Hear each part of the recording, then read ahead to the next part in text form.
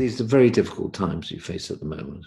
And we felt it would be useful if we were to speak to a number of colleagues from around the world about the difficulties they've faced and resolved in maintaining industry currencies.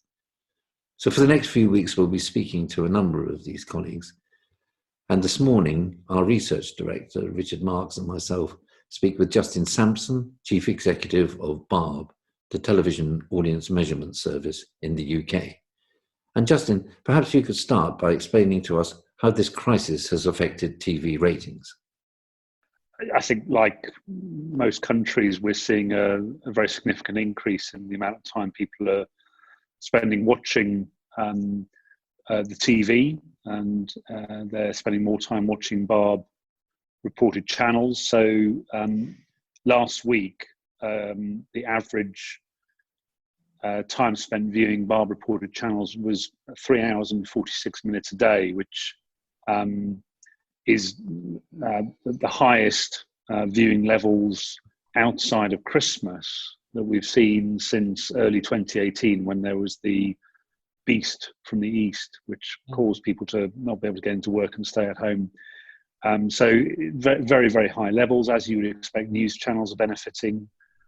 As you would expect, sports channels aren't. Daytime viewing particularly seems to be on the increase, and topical shows produced by broadcasters are attracting audiences in the millions. We've also seen a significant increase in unidentified viewing, and we expect that this is being driven by SVOD services like Netflix and Amazon. One small little story which is very clear in the data is that between 9 and 9:30 on weekdays, there is a very clear bump in unidentified viewing, which we think is directly attributable to a kids PE class on YouTube being run by a guy called Joe Wicks. We can see a bump in the data for that. Okay, and how are advertisers responding to this? I mean, I'm not personally close to the detail, but I think it's abundantly clear that CFOs, finance directors around the boardrooms are putting a hold on as much discretionary spending as they can while it becomes clear what the full implications of this health crisis will be. For some sectors, clearly, such as travel, I think they've effectively disappeared as a sector. Television, you would imagine, will be a bit more resilient. Clearly, other media like cinema and outdoor are going to have different challenges. But the challenge for all commercial broadcasters, they've got audiences higher than they've had for many, many years, but advertiser demand has fallen away very dramatically, and we've heard numbers of a decline of perhaps as much as 50% in April. So it's very, very tough times for commercial broadcasters. Yeah. It's funny, I was interviewed just before Christmas by the Times about their perceived view that the ITV schedule wasn't very good, and why wasn't it very good? And I was trying to explain that actually over the actual Christmas period itself, advertisers weren't as interested in advertising because they'd done most of their selling in the lead up to Christmas, and the shops were shut, and there wasn't much to advertise. So I guess the worry with this is that it's, from an advertising perspective, like a 3 or 4 month Christmas weekend in terms of its attractiveness to the advertisers. But we'll need to see how things play out. I mean, I think that there are, and then this is where, not being close to the detail, I can't give as informed view as I perhaps would like, and things are changing almost day by day. So we need to see, firstly, how quickly the dust settles, and how quickly the clouds start to lift, and when they do start to lift, it's difficult to predict at the moment what the long-term implications of this are going to be.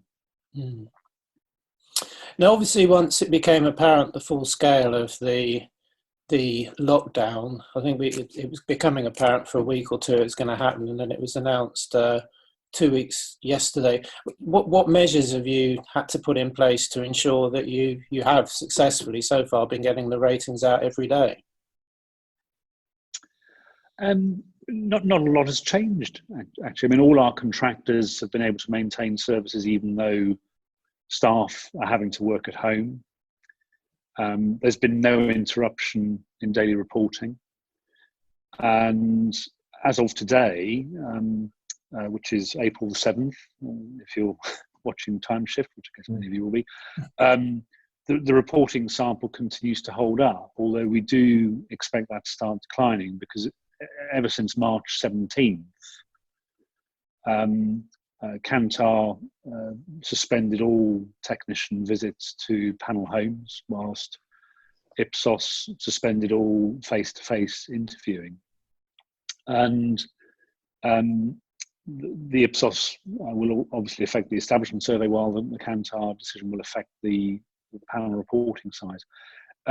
We do expect a decline in the reporting sample, and we have high and low estimates of what that decline is going to be. But given we haven't seen any decline yet, it's difficult to judge whether the reality will be towards the higher or lower ends of our expectation. I might be able to give a better answer on that towards the end of this month. So clearly our expectations are that the situation will become more challenging.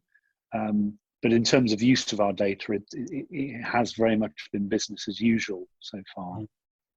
It's interesting that, I guess, on the one hand, one of the sources of churn in the panel normally might be people moving home or changing household circumstances, which clearly they're not legally allowed to do at the moment. On the other hand, if someone's meter breaks, there's not a lot you can do about it. There are potentially ways of maintaining meters remotely. Increasingly, it's possible to make changes to the meter through remote software upgrades.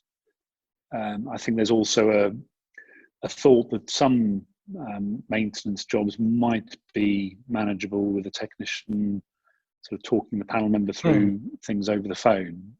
Clearly not ideal, but Kantar is actively thinking through initiatives that can mitigate the risks of that are inherent to the situation we're in, where we can't visit panel homes. So there are potentially ways around it, but it does throw up new issues. So I was on a call yesterday where I was hearing that in some panel homes, you've got a panel member who had been away from the home and is now sort of permanently self-isolating away from the home. So they're not on holiday, but they're not in the reporting sample. I think we've had one or two homes as well where the panel members are actually struggling to get back into the country. So there's reflection there of some of the human impact of this public health crisis, and clearly we have to be as respectful and thoughtful and mindful of all the pressures and challenges that people are going through, and we have to be very sensitive to these situations as we try to continue to fulfill our objectives. Realistically, I guess it's early days yet, but how long do you think the service can continue in this way, effectively sort of, running on freewheeling, as it were? And are there any alternatives you're thinking about in the medium term, if this is protracted for months on end, that would perhaps mitigate some of that concern about the panel becoming imbalanced? I think you're right, Richard. It is a bit too early to say, to be precise about how long we can keep going without doing anything fundamentally different. As I said, we've got high and low estimates of the impact, and we haven't seen enough of a change yet to give us a sense of whether one or the other end of that spectrum of potential outcomes is the more likely. One of the things we immediately thought about is that BARB has, for many years, had a partial ratings contingency model. And now this is something we thought, well, is this the time to use this? But having sort of thought about it, could you explain a bit more about the background to that? Because I've been aware of it.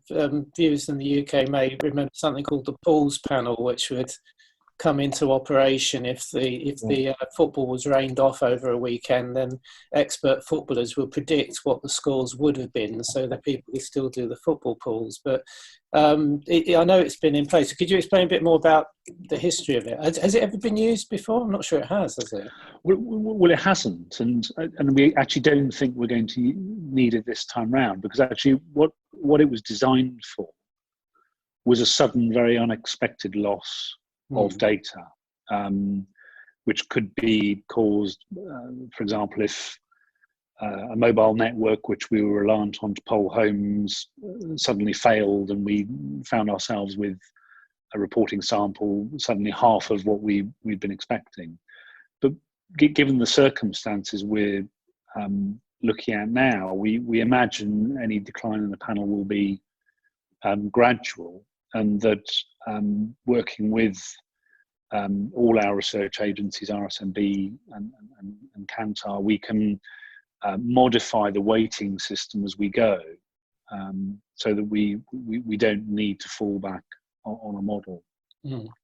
So that was one thought. We can use this contingency model, but then we thought, actually we probably won't need to, although we clearly will keep that on the table as an option as we see what happens, and if there's a sudden change, then we may need to go back to that. But we're talking to the research agencies about a wide range of initiatives to mitigate effects. I talked a little bit earlier about technicians potentially doing some remote maintenance by talking to panel members on the phone, remote software upgrades. These are all ways of potentially handling the routine maintenance tasks that are important to keep a panel at the reporting size that we ideally want. When it comes to things like the establishment survey, we're currently expecting we will be able to publish the Q1 establishment survey results, although they'll be on a significantly reduced sample to what we would expect. Looking ahead, we are already starting to talk with Ipsos about opportunities of trialing different approaches, so that we can be in a position to put in place alternative methods if the ability to get into doing face-to-face research with respondents goes on for much longer than we might anticipate today. So I think the trickiest thing in all of this is that there's been a number of articles trying to predict what the long-term effect of this would be on the market research industry and the media industry beyond the current crisis. I guess the most obvious area for you is that BARB is continually developing new initiatives to measure different types of viewing. Presumably a number of developments have had to be put on hold, and how likely is it, do you think, that you'll be able to get back on track when you get back to normal in terms of some of the things you were planning to do? And I guess specifically, around about March, you were due to be announcing a new tender result for contracts A and D. I assume that's on hold? Let me, if I can, split my answer into two. Yeah. What we need to do in the current contract and future contracts. In terms of the current contract, we're continuing to talk to Kantar about developing new elements of the service, whether it be the next step in delivering Project Dovetail, which is the multiple screen regional frequency of BVOD campaigns alongside linear campaigns. That's that conversation hasn't been affected by this. We're also talking to Kantar about introducing more granular reporting of viewing to SVOD service content, and that's a conversation that hasn't slowed up. The one sort of current development which is likely to be affected is that we, as I think people watching this will know, we committed last year to deploying in our panel of homes a new meter that sits on the Wi-Fi router, and Kantar has started rolling this out to the panel. They got a good momentum going, and that momentum's come to a halt. We've got to about 40% of panel homes. We're starting to get data back. We're able to assess data. That's not to say we're ready to publish anything just yet. So I think it's very likely that some of the benefits that we expected to see from the router meter, which we were anticipating at the end of this calendar year, early 2021, they're going to be delayed a bit, I would imagine. So I think that's the one tangible part of our current service development, which is clearly going to be affected by our current inability to get into panel homes. So that's what's happening with regard to the current contract service development. You rightly pointed out that we've been running a tender process, and it's a tender process for contracts that are due to start in 2023, so just under 3 years away, and run until 2028. And so the current events don't change our overall objective from this tender process of having the versatility to track all the different technologies that TV channels and media services will use to distribute their content to viewers throughout the decade that is stretching ahead of us. And the context for the decision has always been set by how we best secure innovation. And the timetable was set to give us time to implement the chosen solution regardless of who we choose to work with. And with any tender process, there needs to be a consideration of how we mitigate the risk of instability as any changes are made. And those changes could be introducing a brand new TV set meter to the current panel. It could be extending the current panel to being a larger panel. It could be building a new panel completely with a different contractor. And the current situation has complicated this risk assessment, although it hasn't changed the need for us to make a decision about which research agencies are the right long-term partners for BARB. And as you pointed out, Richard, we were due to be making a decision in mid-March, but I think it's entirely understandable in the circumstances that the industry thought it right to put its foot on the ball and to consider its options in terms of the implications of the risks of different choices in front of us. But that's not to say we've kicked the ball into the long grass.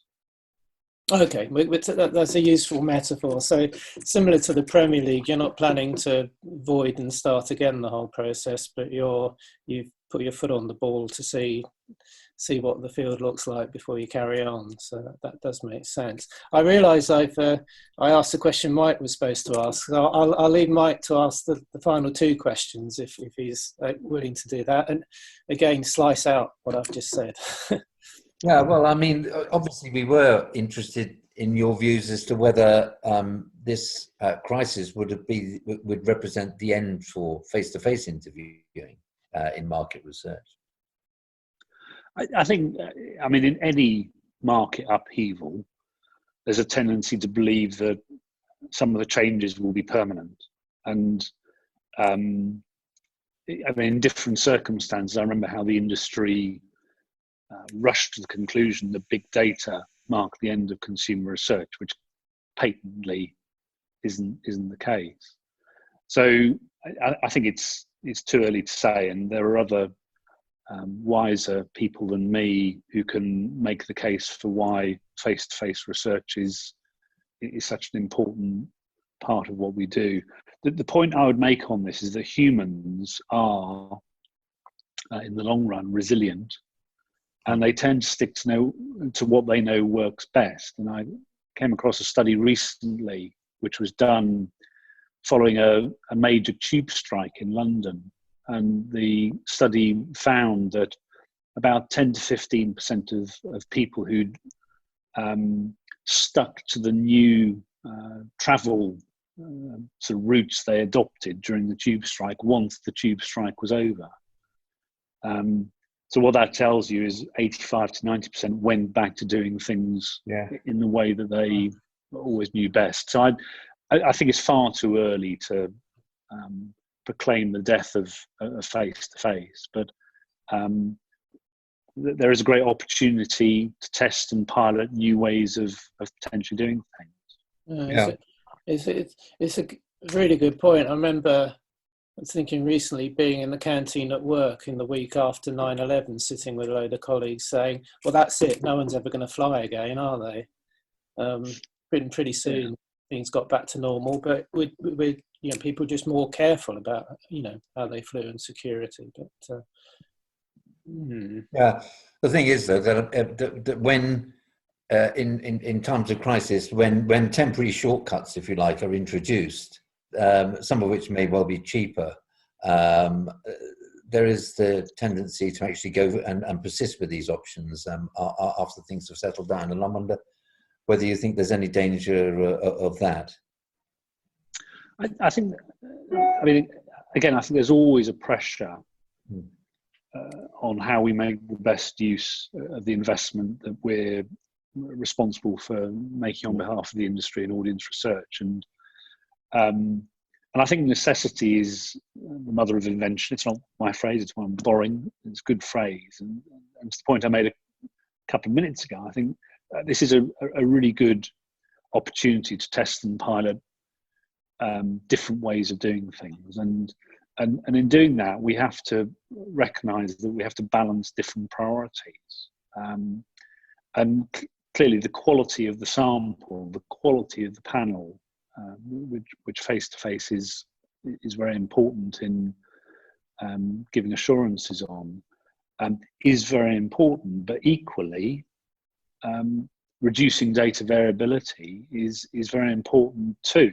And to do that, then bigger samples are needed, and bigger samples cost money, and there has to be in that conversation an informed debate about the trade-offs. And if in what we do in this crisis in front of us right now is to through necessity test and pilot new ways of doing things, and some of those are seen to help that trade-off conversation, then I think that's to be welcome. But underlying all of these conversations, we mustn't lose sight of one thing, which is that any currency lives or dies by whether it has the trust of the industry that uses it. And any long-term changes that emerge from the current crisis have to have that thought foremost in our minds. Yeah. Sounds like a really good point to end the conversation on. So thanks for making the time to meet up with us. I know it's strange, you tend to think everyone's at home and they've got time, but actually people seem to be spending even more time on video conferencing and catching up and generally doing work. So thanks for squeezing us into your day, and hopefully we won't. Thank you hopefully we won't have to catch up in 6 months' time to see how things are still going. We'll be back to our normal format by then, but fingers crossed. And hopefully you'll be absolutely wrong, Richard, and they won't void the current football season.